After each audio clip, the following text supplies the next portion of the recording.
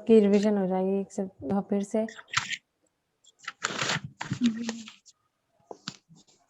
तो हम poem start कर रहे हैं women work by Maya Angelo.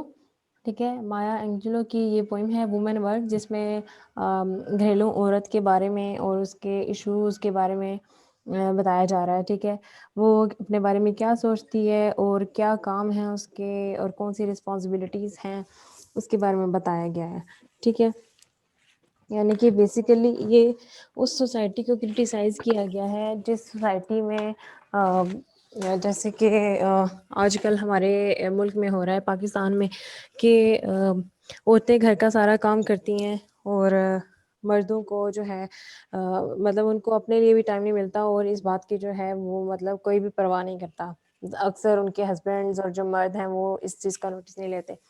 तो इसी चीज़ को उसने जो है क्रिटिसाइज़ किया हुआ है। तो हम इसके स्टैंज़ा बाय स्टैंज़ा एक्सप्लेनेशन देखते जाते हैं और अभी हम स्टार्ट करते हैं इसके नीचे से। ये टॉपिक हैं मेन टॉपिक्स जो हमने कवर करने हैं। नेक्स्ट स्टैंज़ा से स्टार्ट करते हैं। यस, फर्स्ट स्टैंज़ा है, I have got the children to tend. Tend मतलब मैंने जो है, टेंड का मतलब है देखभाल करना। तो मुझे अपने मेरे बच्चे हैं जिनकी मुझे अपने बच्चों की देखभाल करनी होती है। द क्लॉथ्स टू मेंड, और ऐसे कपड़े हैं बहुत सारे जिसको मैंने, मेंड का मतलब है कि मुझे उनकी जो है ना वो रफ़ू करते हैं ना, ख़राब हो जाते हैं जो कपड़े, तो या बटन वगैरह लगाना। तो वो कहती है कि मेरे पास कपड़े हैं जिनकी मुझे वो रफ़ू करना होता है या ठीक करने होते हैं। द फ्लोर टू मॉप, और उसे पोंछा वगैरह लगाना होता है फ़र्श पे, फ़र्श की सफाई करनी होती है। द फूड टू शॉप, और खाना खरीदना होता है या खाने-पीने की चीज़ें जो है वो खरीदनी होती हैं। ठीक है? तो वो ये अपने डेली वर्क की काम बता रही है कि उसकी क्या रूटीन है और उसे डेली वर्क उसमें क्या करना होता है। तो सिंपल सा इसका स्टैंज़ा है जिसमें उसने 4 चीज़ों की बात की है। ठीक है? पहला उसने अपने बच्चों के बारे में, सेकंड उसने कपड़ों के बारे में, फिर फ्लोर और फिर फूड के बारे में। तो इस तरह से हर स्टैंज़ा बाय स्टैंज़ा आपने याद रखना है कि हर स्टैंज़ा के अंदर उसने कौन-कौन सी चीज़ों के बारे में बात की और पोएम के अंदर एज़ अ होल वो किन इश्यूज़ को अपने कौन से इश्यूज़ हैं जिनको मेंशन करी है और हाइलाइट करी है। ठीक है? तो इसका ये कॉन्टेक्स्ट होगा, the poetess says that a Western woman has to perform many duties in her life. She leads a very difficult and hard life. ये रहने दें, she leads a very difficult and hard life. ये रहने दें, यहाँ से करें, she has to look after her children, she has to mend the clothes of the family, she has to clean the floor, she has to go to bazaar to purchase the various articles of daily life. तो ये जो line है ना, she leads a very difficult and hard life, इसको skip कर दें। ये context में जो है ना एक्स्ट्रा नहीं ऐड करनी है। तो कॉन्टेक्स्ट में इस लाइन को स्किप कर दें, बाकी सारा आप जो है ना इसको कर लेंगे कॉन्टेक्स्ट का। ठीक है, बाकी जो एक्सप्लेनेशन है ना ये नीचे नहीं दी हुई है, मे बी आगे दी हो, लेकिन वो ये अगर आगे दी है तो वो कर लें, वरना जो at the end of poem दी होगी ना आप वो कर लेंगे। ठीक है, द चिकन टू फ्राई, वो कहती है मुझे चिकन भी फ्राई करना होता है, यानी कि खाना बनाना होता है। द बेबी टू ड्राई, और उसके बच्चों के अपने जो उसका बेबी है वो उसको उसके कपड़े भी उसको धोने होते हैं या खुश करने होते हैं। I got company to feed, और मेरे पास कंपनी है, यानी कि मेरे पास जो उसकी कंपनी में किस सेंस में आ रही है कि वो उसकी फैमिली को उसको खाना देना होता है। फीड का मतलब है खाना देना होता है। तो I got company to feed, यानी कि मुझे अपनी फैमिली को खाना देना होता है, उनके लिए खाना भी बनाना होता है।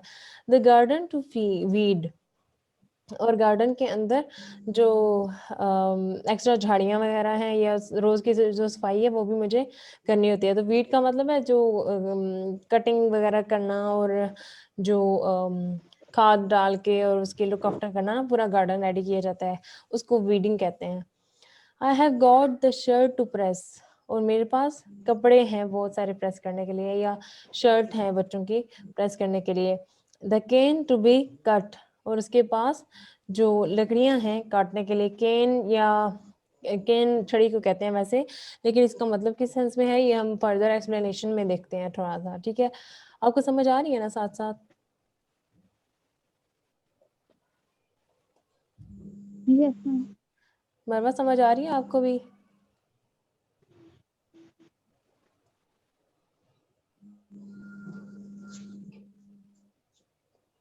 Yes, ma'am. अच्छा, तो इसका कॉन्टेक्स्ट ये होगा इसमें I have to bath and cloth my baby, यानी कि उसका जो छोटा बच्चा है जो अभी चल नहीं सकता, उसको लुक आफ्टर करना होता है।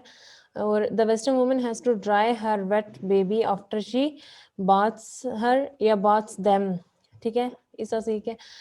फिर इतना करेंगे आप, उसके बाद है ये लाइन, बाथ हर, इतना फुल स्टॉप। नेक्स्ट है she has to provide and serve food to all the members of the family. Tick कर रहे हो आप लोग साथ साथ? Yes, ma'am. फिर ये वाली लाइन इतना फुल स्टॉप हो जाएगा, फिर नीचे आ जाएं, ये दो लाइनें छोड़ के, एक लाइन छोड़ के उस सेकंड वाली के एंड पे, she has to dress the small children in order to make them ready for school. उनको स्कूल रेडी करने के लिए उनके जो कपड़े हैं, उनकी जो शर्ट्स हैं, वो प्रेस करनी होती हैं उसको, ठीक है।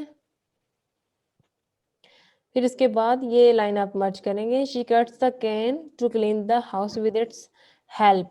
तो यहाँ तक ये फुल स्टॉप लगा के इसको एंड कर देंगे लाइंस। तो बीच में जो वर्ड्स लिखे हुए हैं इनको आप स्किप करेंगे, जो टॉन्ट्स, प्रेस और टू वीड कंपनी, ये जो लिखे हुए हैं बोल्डन वर्ड्स, ये आपको स्किप, आप इनको स्किप कर देंगे, Okay, ma'am. ठीक है। और नीचे ये लास्ट लाइन पे yes, she cuts the can to clean the house with its help, यहाँ के इसके बाद फुल स्टॉप लगाएंगे, ठीक है। तो ये उसकी एक्सप्लेनेशन है नीचे 5 to 12 स्टैंजा जो भी हमने पढ़ा। The poetess says that a western woman gets up early in the morning, she roast the chickens, she has to bath and cloth her baby, she has to serve food to many members of the family, at the same time she goes to the garden and roots out the unnecessary grass growing in it. यानी कि weeding करने का मतलब ये है कि जो extra grass है या एक्स्ट्रा झाड़ियाँ वगैरह उसको निकाल के बाहर करना और सफाई करना। She irons the shirts and clothes of her children and makes them ready for the school. She cuts the cane and cleans the entire house with its help. ठीक है। वो जो कैन कट करने की बात आई है, वो एक छड़ी है जिसके थ्रू जो है वो घर की सफाई जाले वगैरह उतारे जाते हैं, उस सेंस में है, ठीक है। नेक्स्ट आंसर है 13 to 16। Storm blow me from here. अब वो एक जो है ना तूफान को अपनी तरफ जो है ना मतवज्जो करते हुए बुलाते हुए उसे कह रही है कि ब्लो मी, मुझे यहाँ से उड़ा के ले जाओ, फ्रॉम हेयर यहाँ से है, तो कहती है कि मुझे यहाँ से उड़ा के ले जाओ अपनी हवा से, विद योर फायरकास्ट विंड। फायरकास्ट, फायरकास्ट का मतलब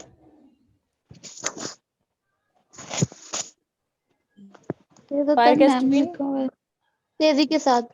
तेजी के साथ। और अब ना जो मैं आपसे वर्ड्स पूछती हूँ ना, ये ना आप स्टैंजा के अकॉर्डिंगली सेंस देखते हुए वर्ड्स के मीनिंग बताया करो, नीचे से ना स्किप किया मतलब अवॉइड किया करो जो आपके नीचे मीनिंग्स लिखे आते हैं, ठीक है। Yes ma'am. Blow me from here, मुझे यहाँ से उड़ा के ले जा, विद योर फायरकास्ट विंड, अपनी जो तेज किस्म की रफ्तार के साथ जो हवा चलती है उसके साथ। लेट मी फ्लोट, मुझे उड़ने दो, अक्रॉस द स्काई, आसमान पे, till I can rest again, यहाँ तक कि मैं फिर से आराम कर सकूं, ठीक है। Yes ma'am. सिंपल सा स्टैंजा है, इसमें कोई कॉम्प्लिकेटेड वर्ड्स या इस तरह से सेंस नहीं ऐड की गई। The poetess calls upon the storm to blow forcefully upon her. She requests it to lift her across the sky and take her away from this dull and boring life. She seems to be tired of the daily routine of life. She wants to take rest for some time. तो ये इसका context हो जाएगा सारा का सारा,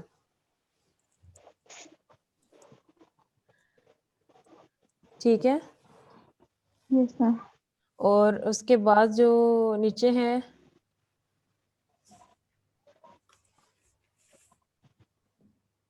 19 to 20 stanza है, इसकी एक्सप्लेनेशन जो at the end of point दी गई है आप वो कर लेंगे, ठीक है।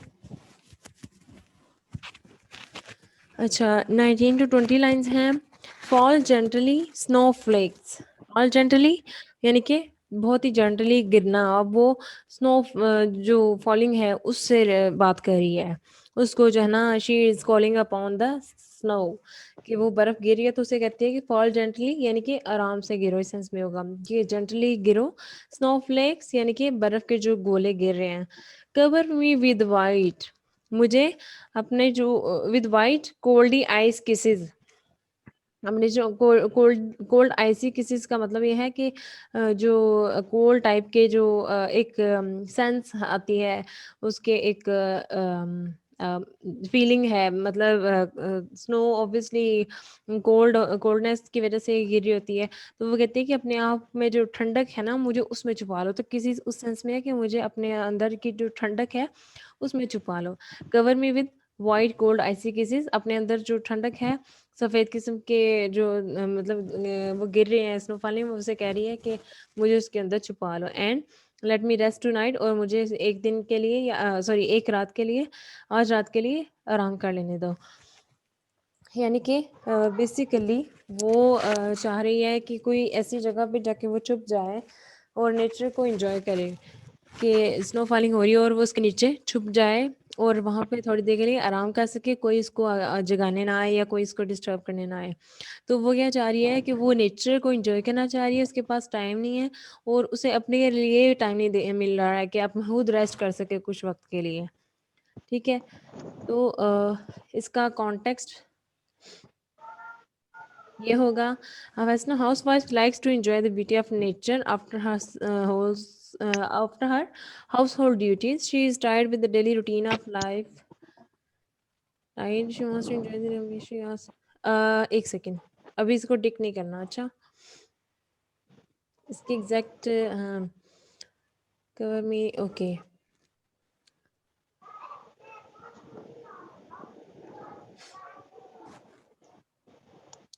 आप लिखेंगे कि यहाँ से थोड़ा सा ऐड कर लें कि अ वेस्टर्न हाउस वाइफ। ठीक है, शी की जगह लिखें a western house wife. A western house wife, ये जो यहाँ पे मैंने कर्सर रखा है ना, यहाँ पे जो शी है ना, 3 लाइन छोड़ के चौथी लाइन के एंड पे शी आस्क्स जहाँ पे शुरू हो रहा है, शी की जगह आप लिखें अ वेस्टर्न हाउस वाइफ। टिक कर लिया? Yes, ma'am. The Western housewife asks the white snowflakes to fall on her face gently and cover her thirsty lips with cold icy kisses। यानी कि वो उसका जो नेचर का साइट है वो उसको एंजॉय करना चाह रही है। After enjoying the coldness of snowflakes she wishes to go into soothing lap of rest। इतना होगा आपका कॉन्टेक्स्ट। ठीक है, ऊपर वाला नहीं करना, ऊपर वाला ज़्यादा एक्सप्लेनेशन में आ जाता है। ठीक है, उसको एक्सप्लेनेशन में ऐड करना चाहें तो कर लें, जो at the end of poem दी होगी ना एक्सप्लेनेशन, वो वाली। ठीक है, उसके बाद है 21 to 24 स्टैंजा। मरवा आपको समझ आ रही है?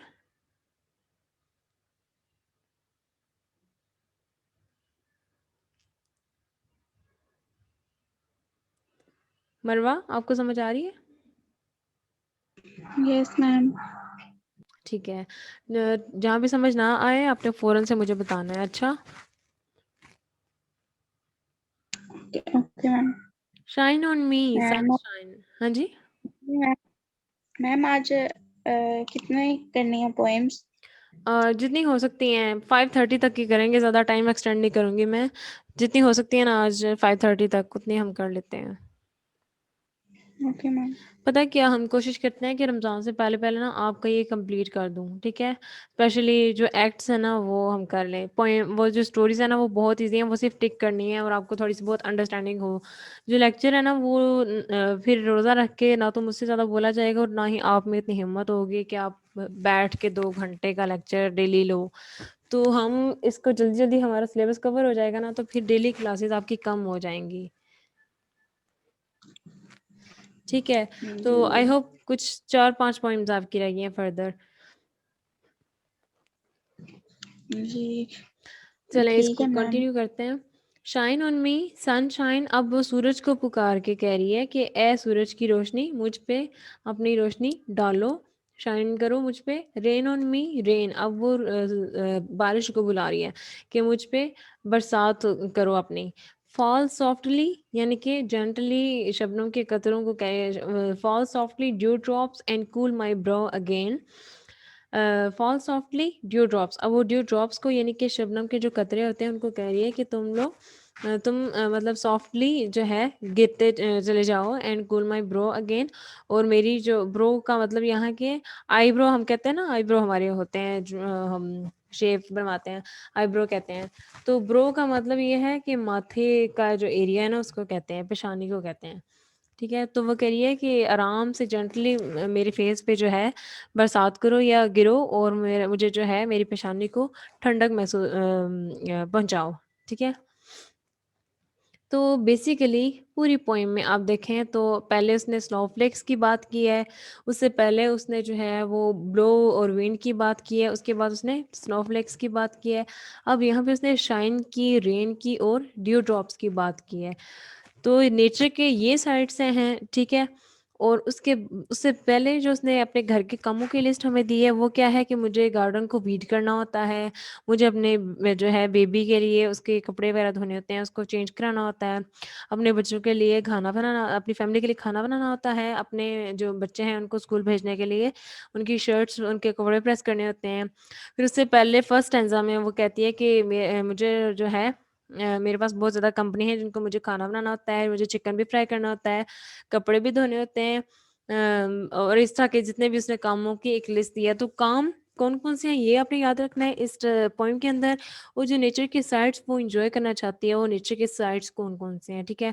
Sunshine, rain, due drops, snowflakes है, और उससे पहले जो ब्लो विंड है, ठीक है? ब्लो और विंड का उसने ज़िक्र किया है। तो ये आपने फिंगर टिप्स पे ये पॉइंट्स याद रखने हैं, ठीक है? अच्छा, इसकी एक्सप्लेनेशन आप एंड वाली कर लेना, यहाँ पे मैं आपको कॉन्टेक्स्ट बता देती हूँ। अम, she seems to be fed up with the foggy and cold okay, आप यहाँ से शुरू करेंगे,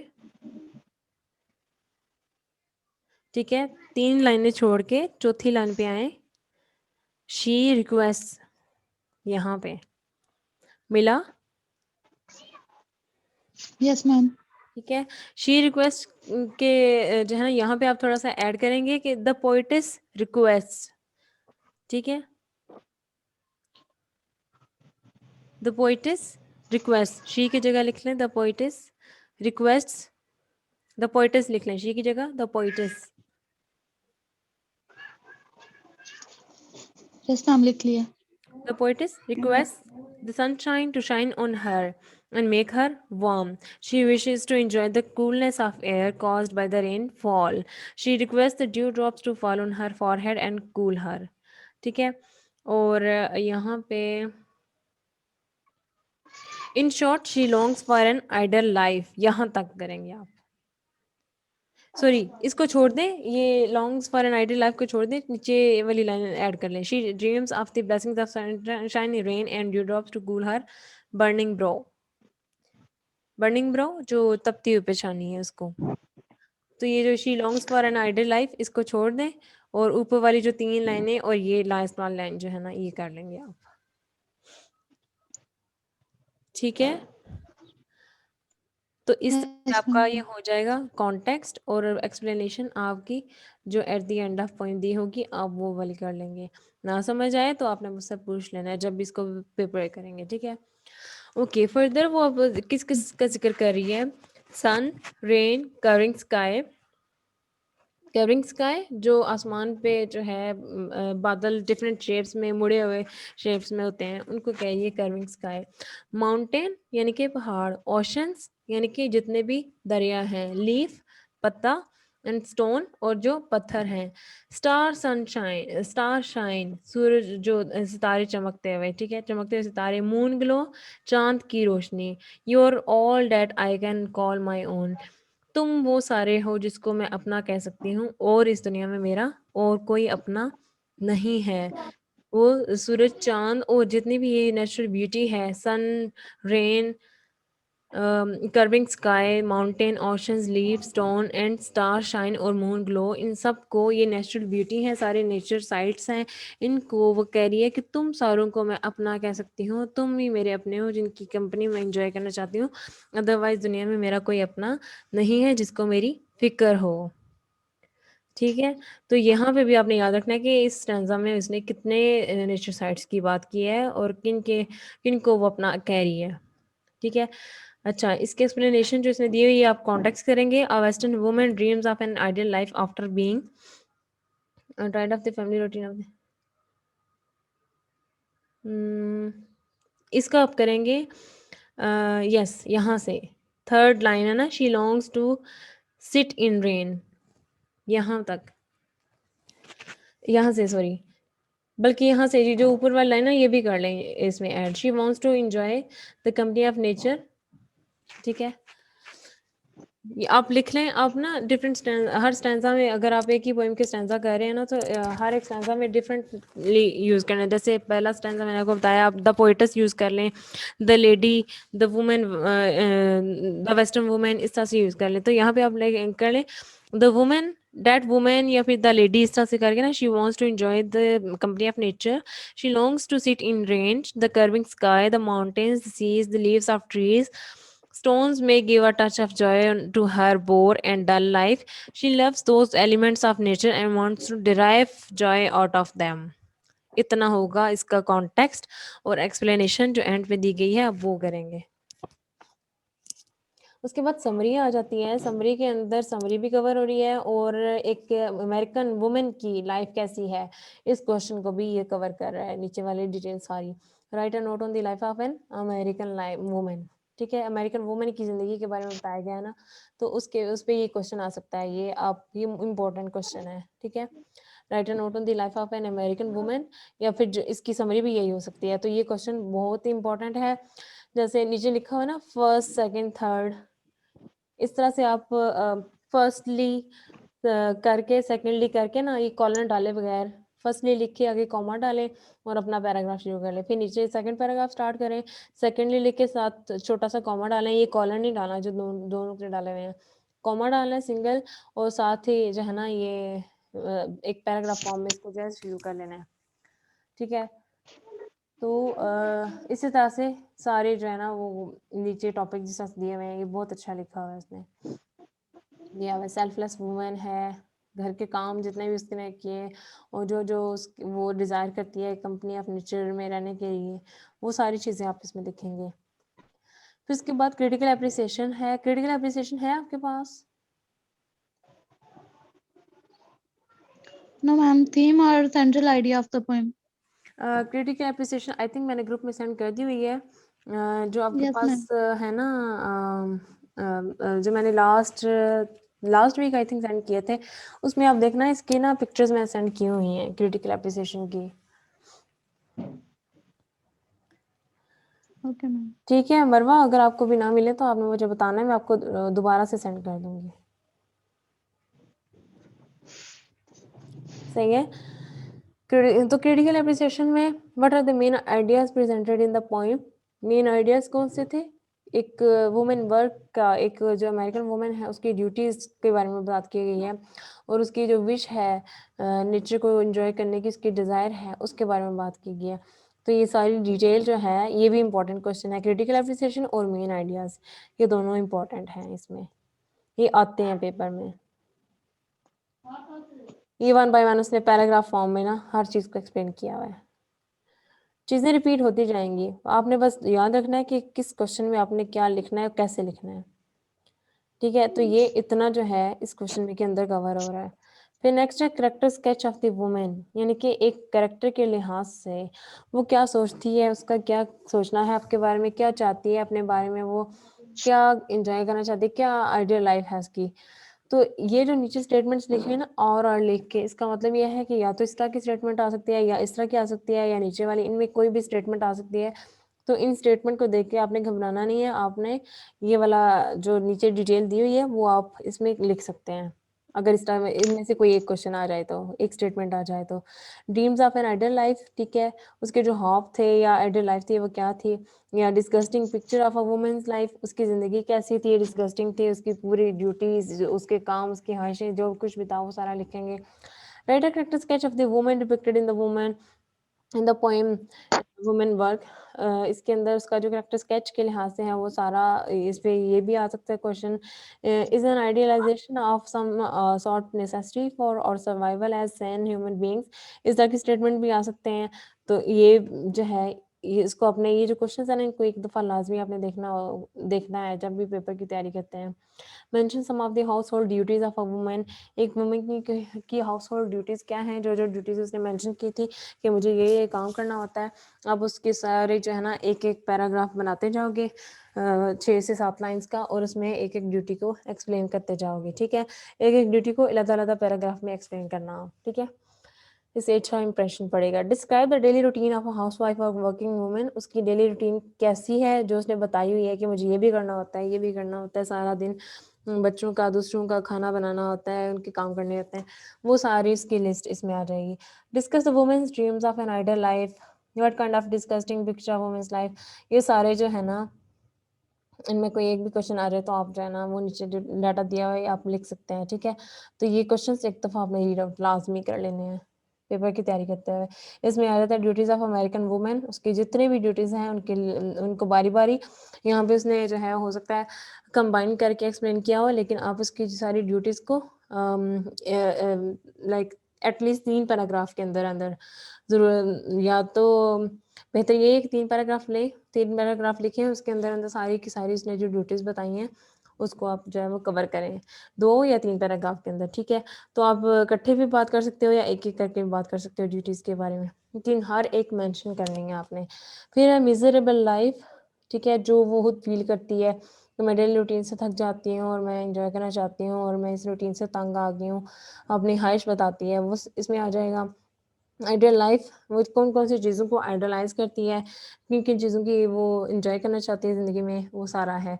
तो ये मोस्ट इम्पोर्टेंट क्वेश्चन है, डिटेल बहुत अच्छी दी हुई है, ये आपने लाज़मी प्रिपेयर करना है।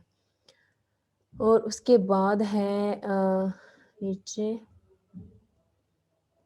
The problems of a domestic women, वही है, क्वेश्चन रिपीट हो रहा है, इसका आप आंसर पीछे जो दिया गया है डिटेल, उनमें से कोई भी जो है सारा, जिसमें सारी की सारी डिटेल दी है, आप उनमें से कोई एक चूज़ करो, प्रिपेयर करो, इसमें लिख सकते हो, ठीक है? और या फिर इसमें जो दिया गया है, वो भी प्रिपेयर कर सकते हैं कि डोमेस्टिक यानी जो घरेलू वूमन है, औरत है, उसकी क्या-क्या ड्यूटीज़ हैं, उसके क्या-क्या मसाइल हैं।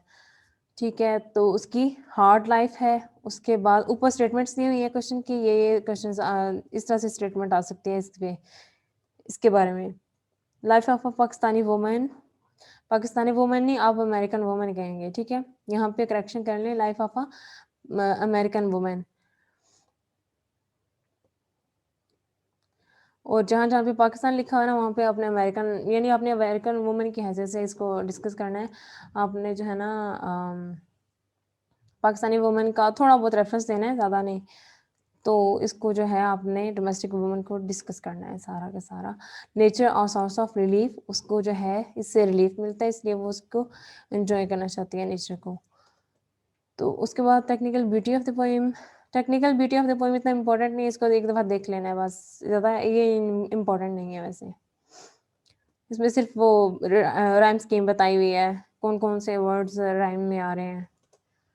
और आई थिंक यही है। एक्सपेक्टेड क्वेश्चंस एक दफ़ा देख लेने हैं। Describe the daily routine of a housewife of working woman, ठीक है, उसकी क्या रूटीन है, वो हो सकती है। What are the problems of Pakistani woman यानी कि अमेरिकन वुमन की जो प्रॉब्लम्स हैं वही पाकिस्तानी वुमन की प्रॉब्लम है, तो ये वाला क्वेश्चन जो है ना आ जाता होता है। तो ये आप जो है इन दोनों क्वेश्चंस को लाजमी आपने करना है, उसकी डेली रूटीन, उसकी प्रॉब्लम्स और जो नेचर साइट्स हैं, ये 3 क्वेश्चंस आपने लाजमी करने हैं, ठीक है? हम्म। तो ये पोएम यहीं पे कंप्लीट करते हैं।